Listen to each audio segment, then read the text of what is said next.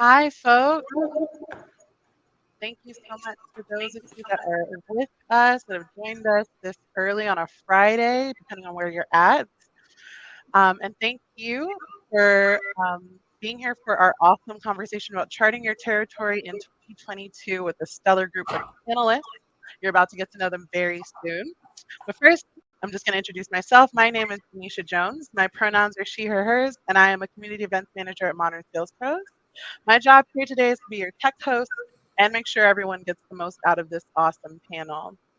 So for those of you that are not familiar with Modern Sales Pros, you are 100% missing out because we are the world's largest community of revenue leaders and professionals. Our mission is to create a great environment for our 20,000 and growing members, as well as answer questions they struggle to solve on their own and help them see solutions they may not know about. We do that through our robust online forum, great live sessions like these, and of course, in-person events in the near future. If you like this content, and we know you do, you would love our Revenue Excellence Summit that is happening next week from April 12th to the 14th. So that's 3 full days of 11 sessions filled with amazing content and speakers from incredible organizations and companies like the ones you're going to hear from today. So stop missing out and get registered for the most supercharged event of the year with the link that my colleague Eduardo is dropping in the chat shortly. Lastly, before we get started, I have some housekeeping notes for you all.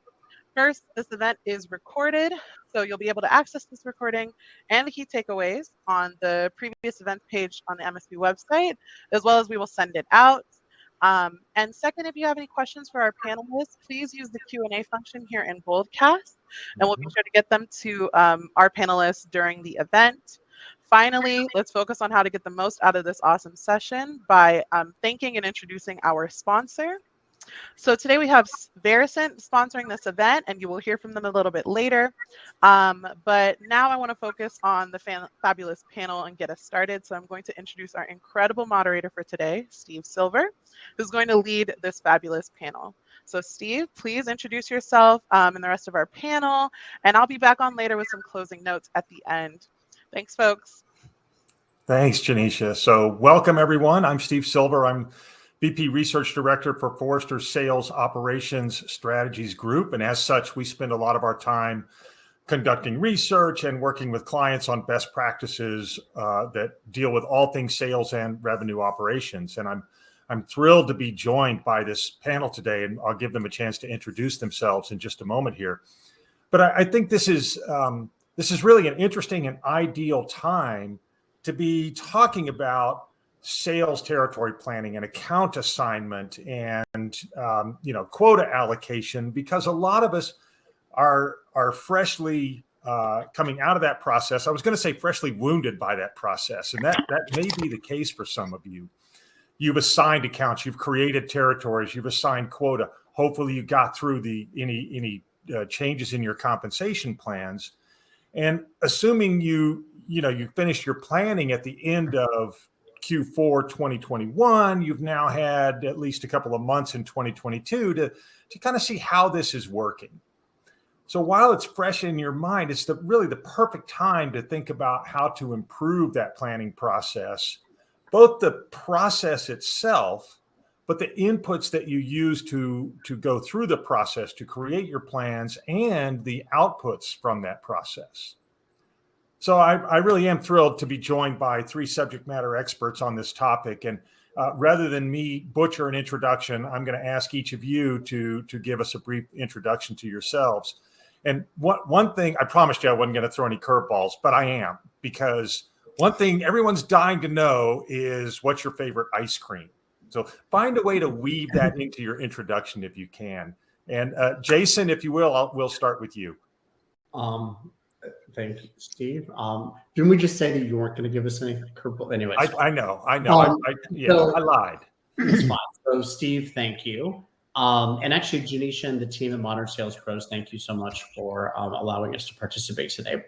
So, hi everyone. My name is Jason Lowe, and I am the Chief Product Officer at Varicent. For those of you not familiar with Varicent, Varicent is a SaaS software provider with a long history of providing tools for revenue leaders around go-to-market strategies, and driving revenue growth. I've been in this segment of front office applications for the last 20 some odd years. I'm excited to talk about such a meaty topic today as navigating territories. And I think my favorite ice cream flavor would be chocolate fudge. I'm a big chocolate guy, so there's that. Awesome. Thanks, Jason. Martin, you want to do a quick intro? Sure. Thanks, Steve.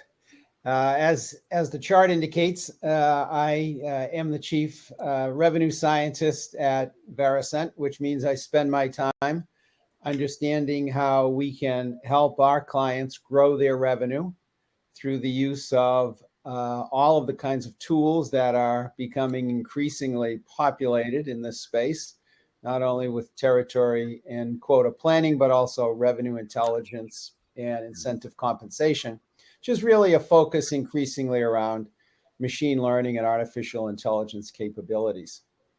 I also spend a portion of my time as a fellow at the Productivity Institute, which is a UK-based research organization, consortium of 8 UK universities and 2 national research organizations, and have recently relocated to Chicago and split my time between Chicago and Florida, which is populated by many Kilwins ice cream establishments where I can enjoy my favorite ice cream, mint chocolate chip. Nice. I love it. Yeah. You went to Chicago at the right time. Hopefully you got there, in time for the spring and summer weather. Yeah, having spent many decades in New England, I can tell you that there is much less snow in Chicago than there is coming off the Atlantic in New England. So it's been a great move. Yeah, very true. Thank you, Martin. Danny, bring us home. A quick introduction, please. Thanks, Steve. I appreciate it. And thanks to Modern Sales Pros and Varicent for having me here today. I'm realizing my title as Managing Director of KPMG Advisory is not nearly as interesting as Martin's, and I'm going to have to take that back and work on it. But my role is really, and it has been over the last 20 years, to partner with companies and executives on revenue strategy and revenue goals. I do that from the standpoint of strategy as well as all the way through to execution and digital enablement. So really looking forward to addressing this topic in the context of the myriad of clients that I serve across all industries and across all different sizes and shapes, from tech startups to some of the largest and most complex sales organizations on the planet. That's terrific, Danny. And your favorite ice cream, or maybe you're a very disciplined person who doesn't eat ice cream? The same thing that fuels me every single morning, which is a cup of Joe, is the same, ice cream that I like to share. So can't beat Haagen-Dazs coffee ice cream. That's true. Yeah, all 3 good flavors. So, okay. Well, thank you all again for being here. Let's kind of dive into the topic at hand. And I would say one of the biggest challenges that we hear a lot these days is the hybrid nature of sales.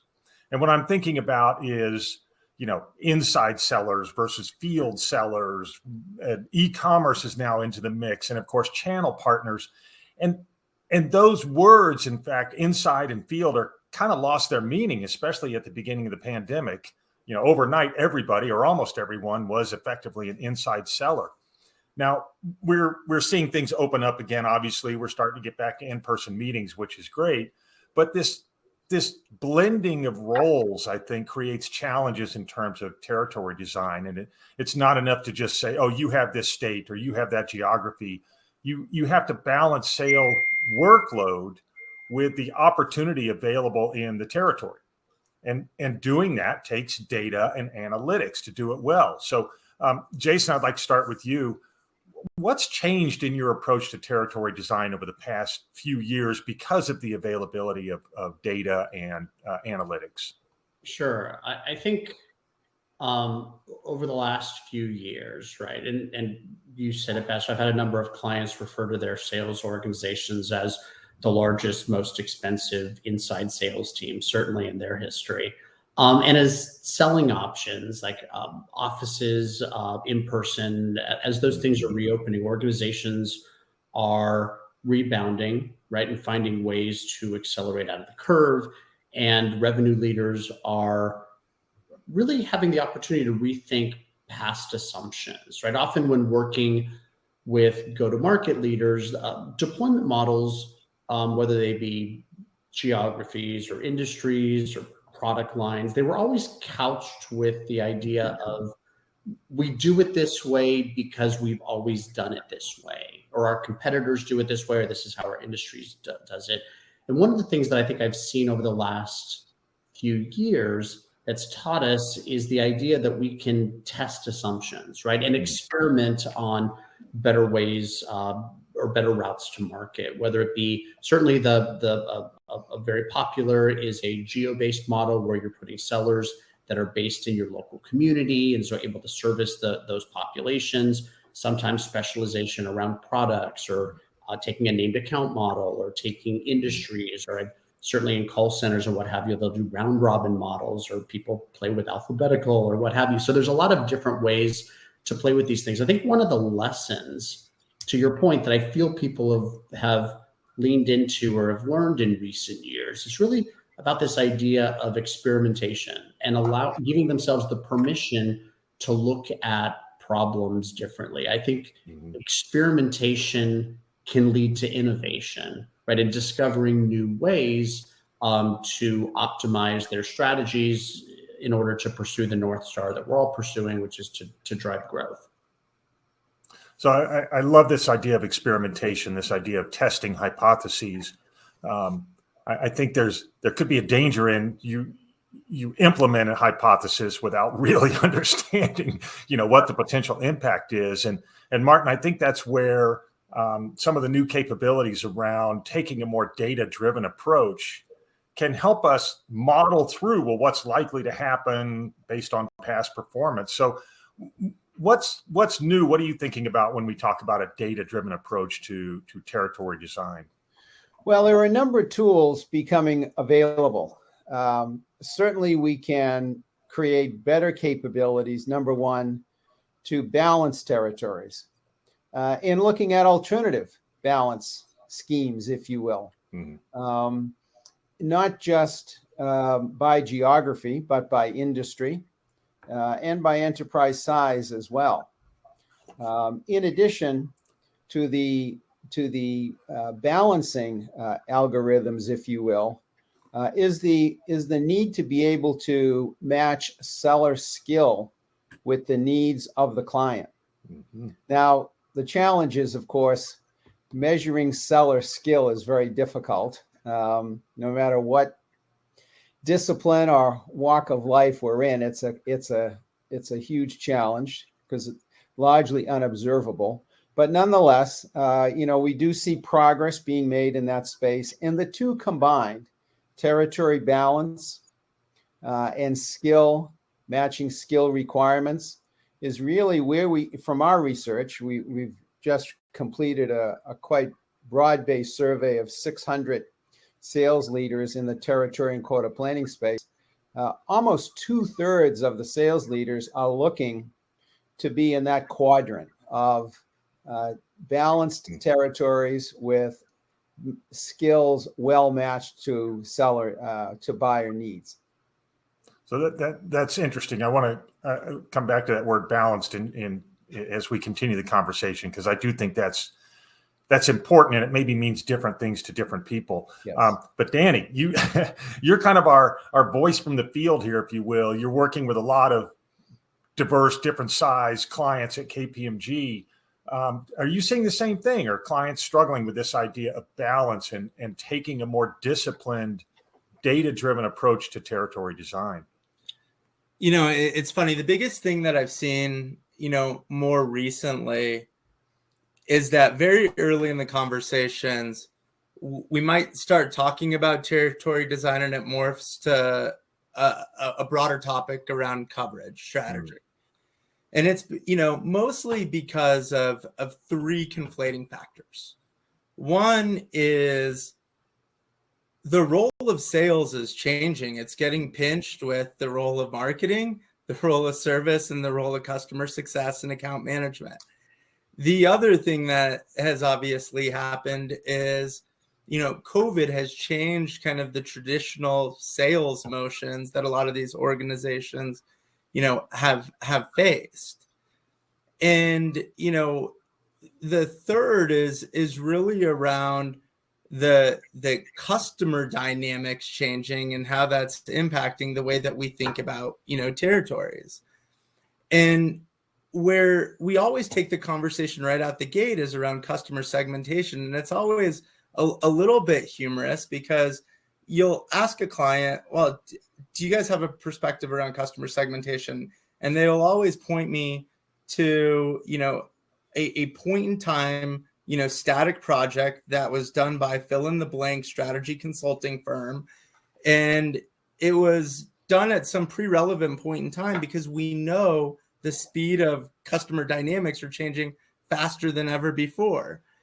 And so what this really comes down to is companies are inundated with all of this dimensionality to the way that you think about, territories. Mm-hmm. And we often are reminding them to take a step back, take a crawl, walk, run approach.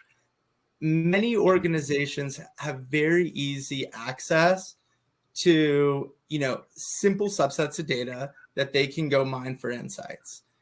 And what we focus our companies that we're working with on is how do you start to create a culture around being insight driven?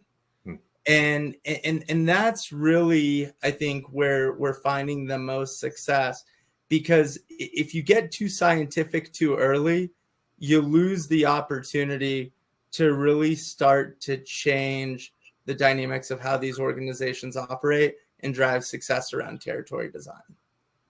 Yeah, you raised some really interesting points that, again, I want to come back to, because this idea of insight driven is all the rage, and I find it's kind of easy to say, but it's hard to do. And I like it. It's interesting that you use the word culture around that, because in many ways it's not about having the data or developing the insights. It's people's willingness to use those insights to actually change business behavior, right? Absolutely. So let's come back to a moment about this issue of balance or fairness, Martin, that you raised. And it's something that I think sales leaders are always trying to find, is that balance between cost-effective market coverage and quota assignment. And you don't want reps with more accounts than they can cover, and you don't want reps with so few accounts that they can't make plan.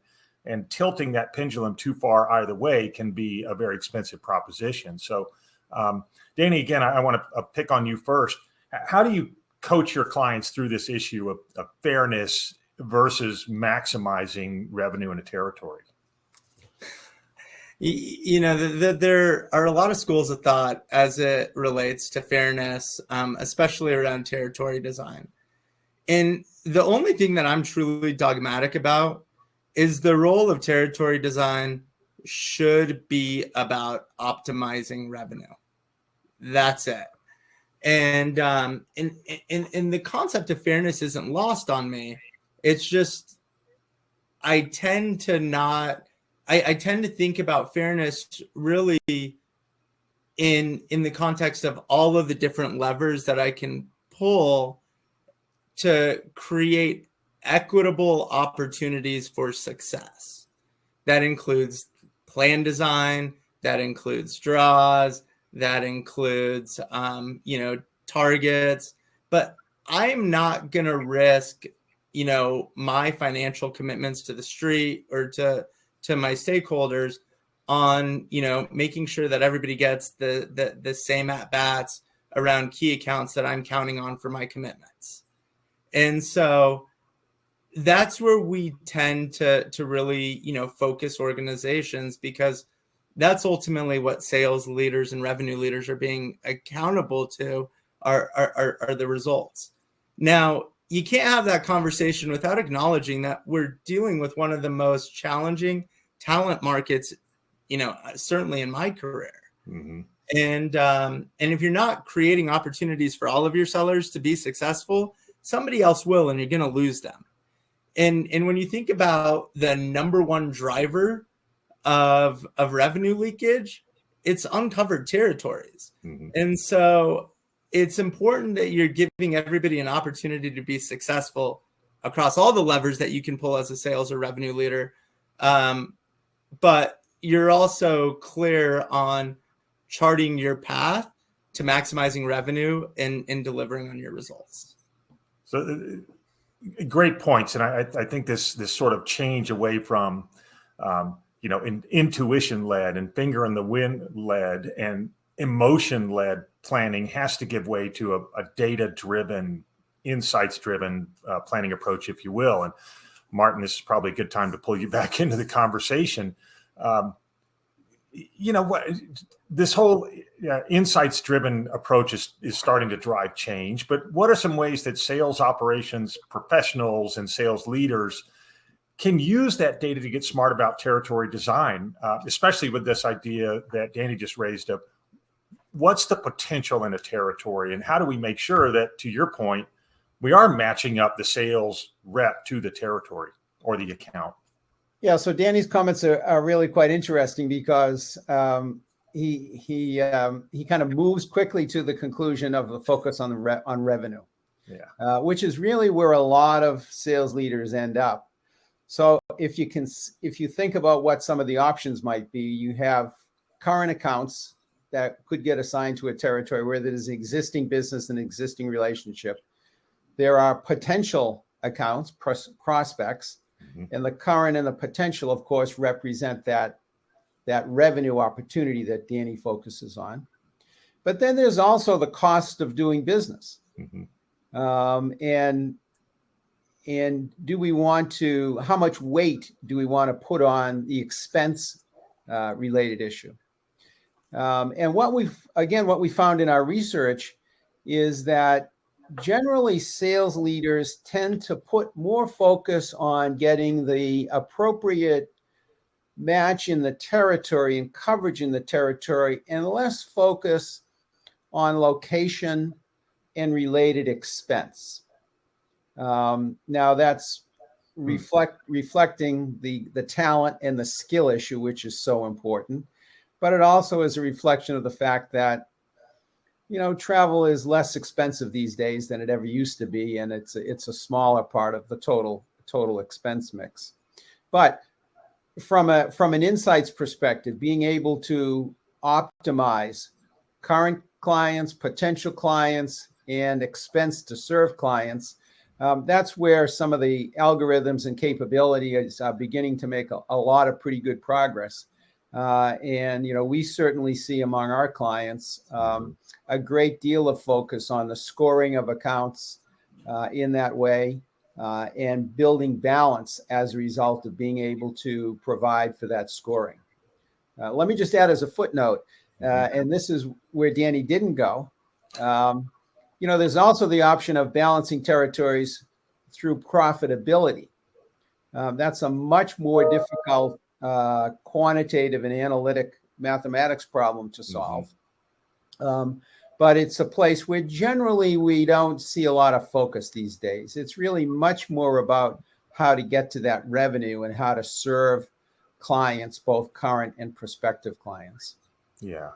One could argue that focusing on cost to serve or cost to acquire or cost of sales is sort of a substitute for profitability. But I think there's the other part is, how much revenue you're going to get from this client. Mm-hmm. What products can you sell them? How profitable are those products? Yeah. Yes. I think that's an interesting topic for sure. Yeah. Jason, I know you're sitting there just like ready to weigh in on this. So I'm going to give you a chance. You've seen both sides of this in your current role. You've got the sales and the marketing perspective. Mm-hmm. And I think one of the challenges, as Danny alluded to, this isn't just a sales problem anymore, right? You've got to have marketing, sales, customer success, in some cases, professional services, in alignment on who are those high potential accounts, who are the most profitable accounts, how can we all get working toward the same goal? So thoughts around alignment between the groups?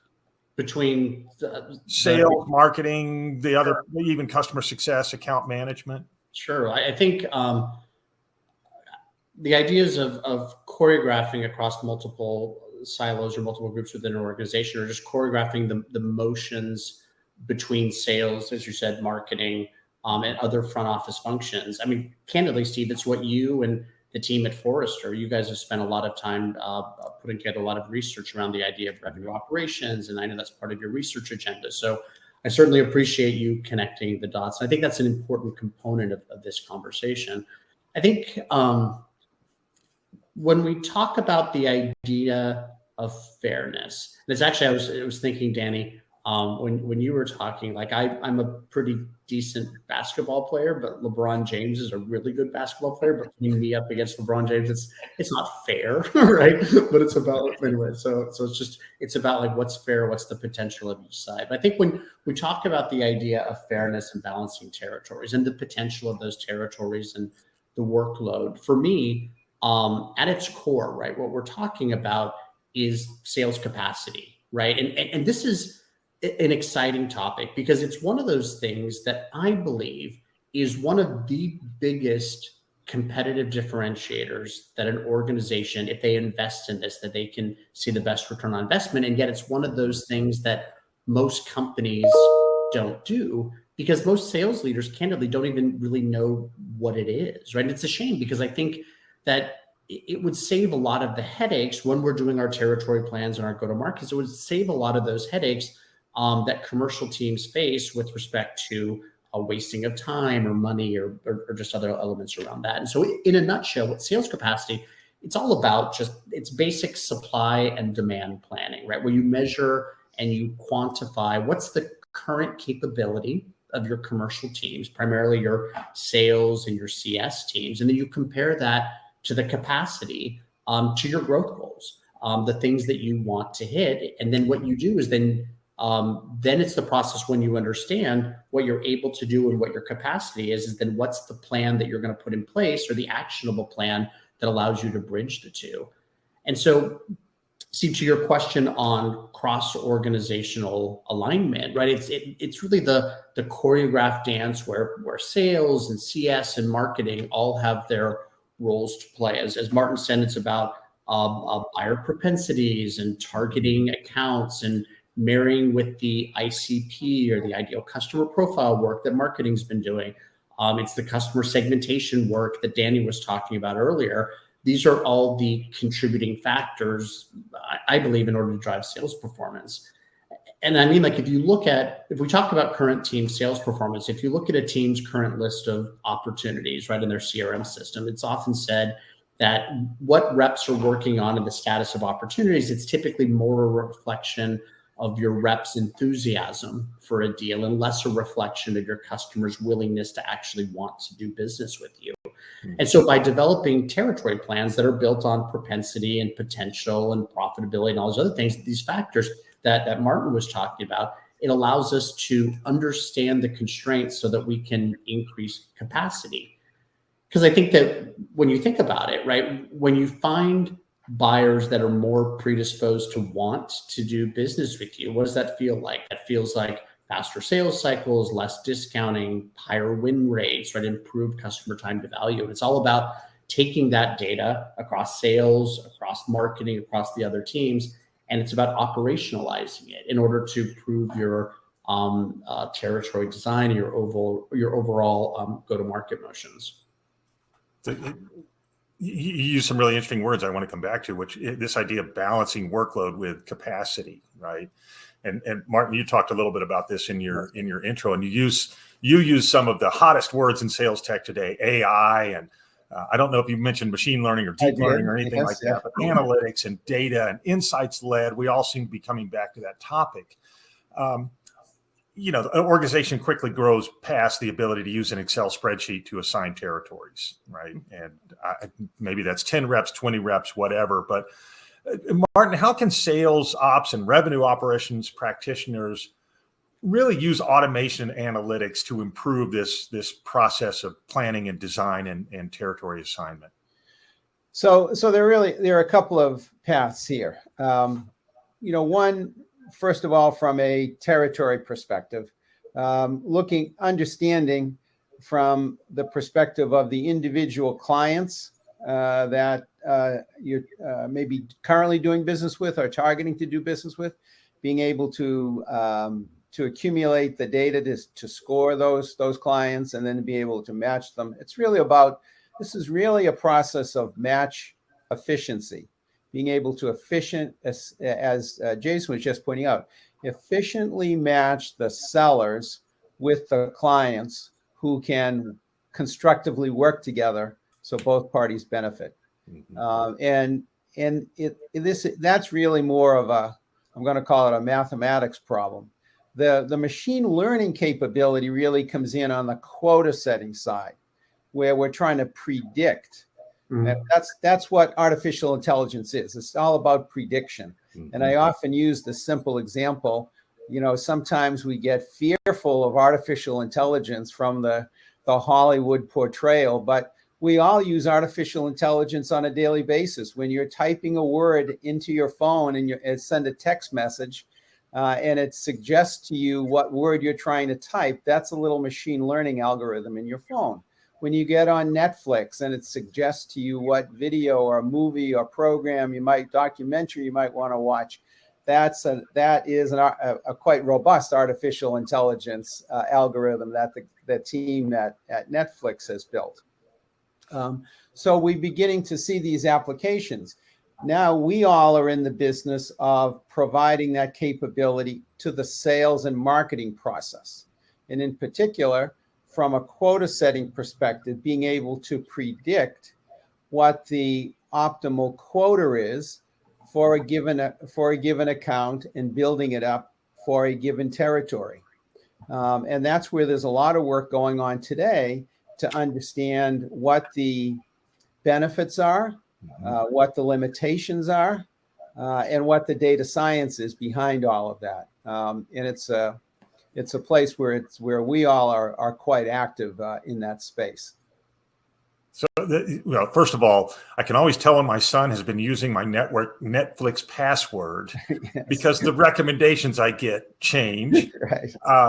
But I like where you're going with, what we're using today and what the future holds. So, yes. Jason, let me come back to you if I can. What does the next couple of years hold? What should we be expecting or looking for where advances in some of the things that Martin was describing are concerned, in terms of analysis and insights and technology?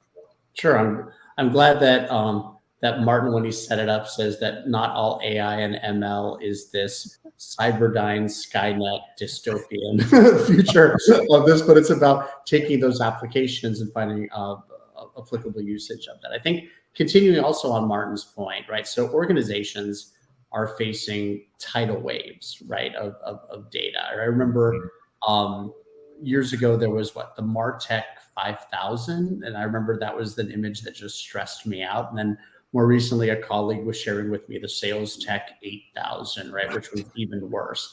And I think the net is, right, there's no shortage of data, right? And to design these go-to-market plans, data is going to come from a heck of a lot of places, and a lot of places more than just the CRM system.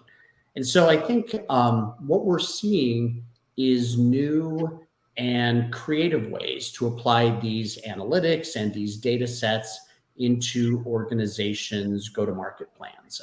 It's around building scenarios. It's around testing assumptions, experimentation, like we were talking about earlier, and about optimizing plans by harmoniously merging and incorporating these data sets in order to help inform how we should go to market. I think to your point specifically, Steve, or the question was as to what do we see is on the horizon, at least in the next few years ahead. Mm-hmm. I would say we should be looking for solutions that are going to involve, because at the end of the day, we're sales and sales operations and revenue operations teams. We're not the pure data science team. So we should be looking for solutions that are including low code and no code options that allow us to incorporate our data sets, to normalize it, and to help us develop processes that allow us to experiment, to ultimately uncover those hidden insights for our organizations. Okay. Yeah. Yeah. So Danny, I want to come back to you because I feel like you're the voice of sort of the client here, right? You're working with clients who are trying to solve these problems today, with whatever technology they have. What are some of these challenges and how can clients address them? And I want to, if we can, we got a question about this idea of omni-channel. So if you're prepared to touch on that, and what we mean by omni-channel, of course, is allowing the buyer to buy the way they want to. Maybe they want to fulfill a recurring revenue subscription via e-commerce, but if it's a major new purchase, that same client might want to engage with a sales rep. So what are the challenges you're wrestling with today? It's funny, and I'm going to go back to the introduction that I gave.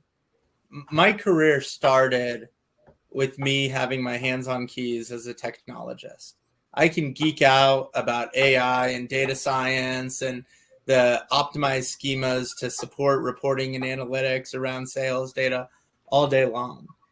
And as I morphed into somebody that sat in the boardroom and developed strategy with sales and revenue leaders, I realized that there was this massive chasm between the way that what technologists talk about technology and sellers or revenue leaders thinking about technology even. And they are thinking about it in the Hollywood portrayal, or they're just glazing over as soon as it starts, the concept gets too technical. Meanwhile, on the other side of the fence, you've got technologists that are incredibly astute around the capabilities that exist, but they're functionally not connecting the dots on how to apply the capability that exists out there.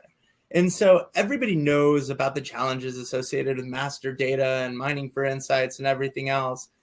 But, I'm going to go back to the fact that this is as much a culture and an understanding problem and getting people comfortable with being uncomfortable that will ultimately unlock the value that technology brings to the market.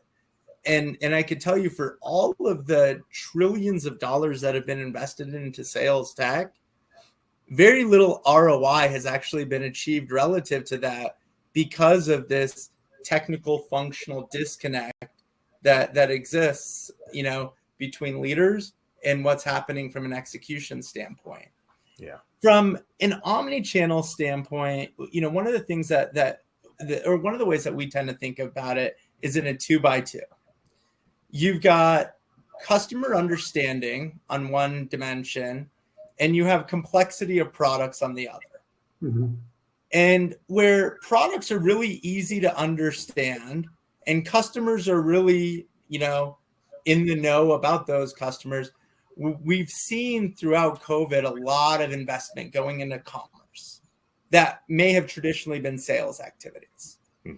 Meanwhile, what that would academically suggest is then sellers should shift themselves up the value chain to really being able to address products or solutions that are a little bit harder to understand, not as intuitive, and really be able to kind of be better advisors and solution sellers as opposed to more of your traditional transactional product sellers. Yes. And so we've seen a lot of investment in trying to separate those two paths and really kind of change the focus around sellers, which also, by the way, changes the way that you think about territory and coverage. It does.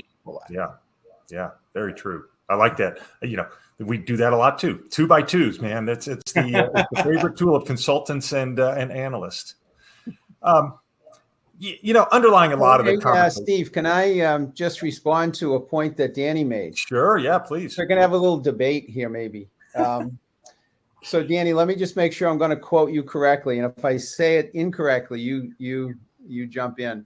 but your point was of the substantial investments having been made over time in automating the sales process because of the lack of a close linkage between the technology and the transformation, the management. The returns have been poor, so to speak. Is that a fair statement? Yeah, keep going. You're not missing. There's going to be some nuances, but keep going. Yeah. Okay. So there are some things that we know. They're across various detailed industries, 4-digit industries, if that means anything to anybody. Certainly in the developed world, North America and Europe, we see that there are productivity leaders who've made significant technology investments and have benefited significantly as a result. Some of them are in sales or sales and marketing related areas. The flagship, if you will, exhibit A would be companies like Google and Amazon. Google changing how marketing and advertising is done. Amazon really changing the way buying has been done. But it's those leaders, that small group of leaders across each industry, that as we continue to progress, others will begin to imitate, follow. Knowledge will be transferred, absorbed. So we're in the very early innings we're in inning 2 or 3 of a 9-inning ball game here. And we're beginning to see some of these benefits realized, but it is early in the process. And I would certainly agree with Danny that it does require the integration of the technology and the transformation. Folks have to drop their unwillingness to transform and to be able to do things in a different way. But as opposed to saying we haven't seen any return to these investments, I would say we have seen some return, but it's still early to see the broad-based returns. Let me put it that way. I don't think you're going to get a debate from me on that. I think that there is absolutely a you can distinguish between technology projects and transformations, digital transformations. No. And I would, if I'm going to be provocative, I would go as far as saying IT organizations and procurement organizations are where digital transformations go to die. Mm-hmm. These things need to be driven by the business. Sure, absolutely. And there needs to be a willingness to leverage the substantive capability that exists in changing the way that you go to market and try to make sure you're maximizing the ROI tied to your cost of sales. And I think, Martin, you're saying the same thing. Yeah, and agreed. Yeah. We've got to really, be willing to take off our gloves and do the hard things in order to really get the value out of this technology. Yeah, that's always where there's so much reluctance, of course. Mm-hmm. Yeah. I often reference Google as the greatest sales technology ever made. Nobody has to go to a workshop. Nobody has to sit in training. Nobody has to go through a walk me session.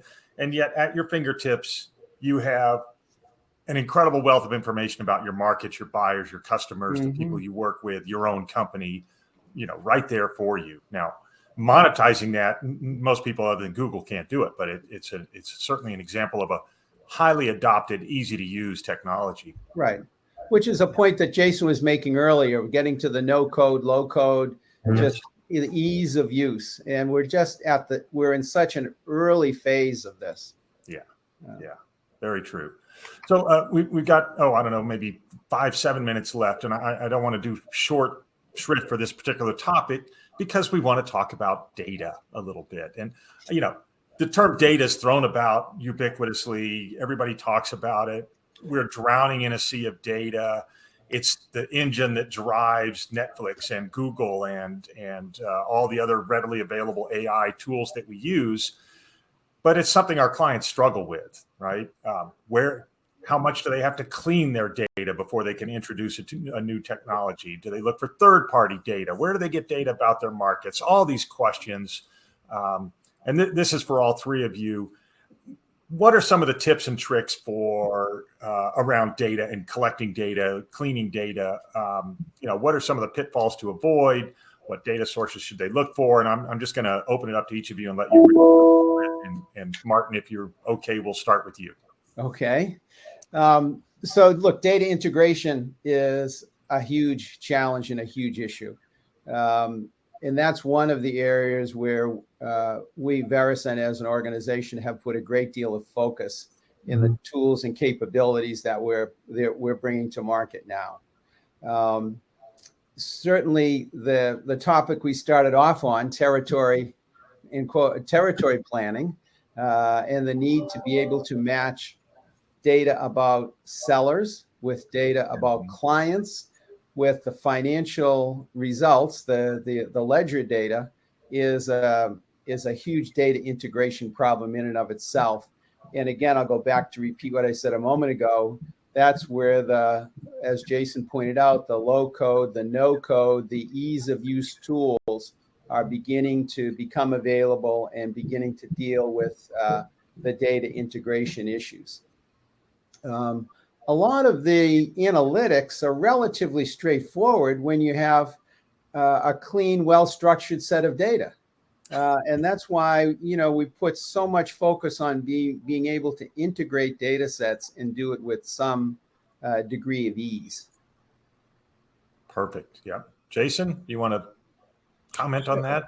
Yeah, I mean, I'm thinking about this, right? And I'm thinking, yes, right, multiple data sources is important, but it's also, as a pragmatist, I'll say that bigger isn't, from a data set perspective, bigger isn't necessarily better, right? I'm going to touch on the second part of your, how you teed this question up, which is about pitfalls to avoid. And there's the old, it's funny, in the intros when you were talking about ice cream, there's that old math joke, I guess, if there's a long canon of math jokes that people talk about. There's that one that says, like, if it's true that ice cream sales go up in the summertime, and if it's true that shark attacks go up in the summertime, then is it fair to conclude that ice cream sales cause shark attacks?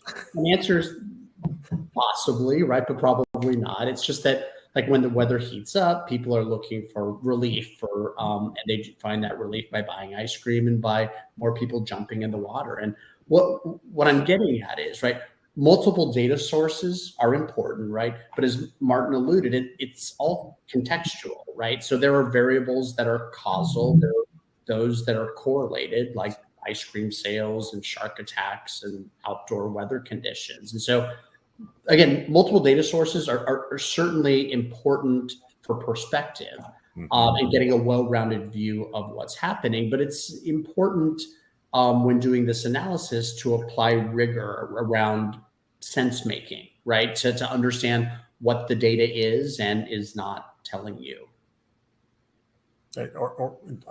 On the shark question, maybe people just taste better when they're eating ice cream. Okay, Danny, bring us home with the view from the street. Where are your clients struggling with data? Look, when some of the most sophisticated data companies on the planet struggle with data, that this is a difficult problem to solve. Yeah. And that's why I tend to look at this as much from a people perspective as I do from a data problem perspective. There are many tools, such as Varicent, that make connecting data and looking at data in a structured, normalized way much easier. But it's not going to get you where you need to be if you don't have the competency to understand data, experiment with data, recognize good data, bad data, how to use different types of data. And as a leader, I can't tell you how often I've got somebody more junior in my organization that comes and tries to pitch me on an idea, and I'm like, prove it. And everything that I'm hearing from them is very qualitative. And when I say prove it, they quickly start to understand that, like, all of their qualitative instincts mean nothing until they can prove it to me quantitatively. And I think once you start to get into a routine of, building organizational competency around data, you'll start to see serious advancement in your maturity around the way that you use it and the way that you action it. So it's interesting. We keep circling back to this idea of leadership and culture and asking for the data and asking for the analytics and moving away from what I've heard called the HIPPO, the highest paid person's opinion, right? We're going to do it this way because that's the way we've always done it. And I think that does take a mental shift in business leadership, whether it's sales or marketing or somebody else, to think, we need to break the mold and not just do things the way we've always done them. And that applies obviously to territory planning and coverage models. So we have time for the lightning round. So this is the Twitterable or tweetable moment, if you will. What's your one key takeaway from this? The one thing you want people to remember? And again, Martin, I'm going to pick on you first if I can. I always begin by advising sales leaders to know their customers, to begin by knowing your customers, customer segments, customer needs, all of the segmentation, the channel preferences that customers have, all of that important data and information profile of customers is critical to put in place and have available prior to any discussion around territory and quota planning. So my tweetable moment is know your customers before you plan your territories. Love that. Love that. Danny? If because I'm a big believer in know your customers, but you also need to make sure then you're able to pull that golden thread all the way through to deliver on the customer experience and the expectations that your customers have across all of your front office interactions in a very choreographed and orchestrated manner. Terrific. All right, Jason? I'm not sure how tweetable this is. I'm not great in the 140 character world, but I would say that your territory plans, right? How you carve and view your universe, right? These are critical components to your overall go-to-market strategy. It's where you develop your game plan for growth. And we can't, or we shouldn't, I should say, rely solely upon what's worked just in the past. It's something we said earlier. So I think my tweetable thing is that really experimentation, as Danny just mentioned, experimentation, that can lead to innovation and finding those insights in order to figure out that path so that you're all marching toward that North Star of driving growth. Excellent. We'll edit that down to a 180 characters, 256 characters, or whatever it is we're limited to these days. You can tell I don't actually tweet a lot.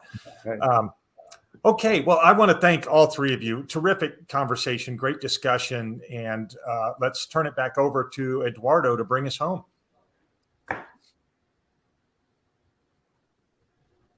Hey, everyone.